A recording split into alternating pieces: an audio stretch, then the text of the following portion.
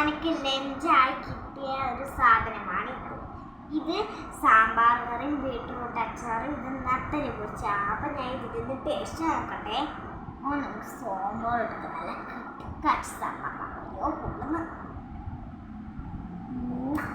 പിന്നെ നല്ല നത്തലുണ്ട് മീൻ പൊരിച്ച് കുറച്ച് അച്ചാർ എടുക്കണം.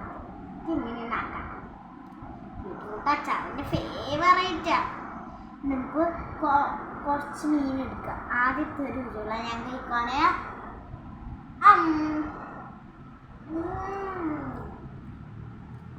രണ്ടാമത്തെ ഉരുള ഇതാണ് എൻ്റെ.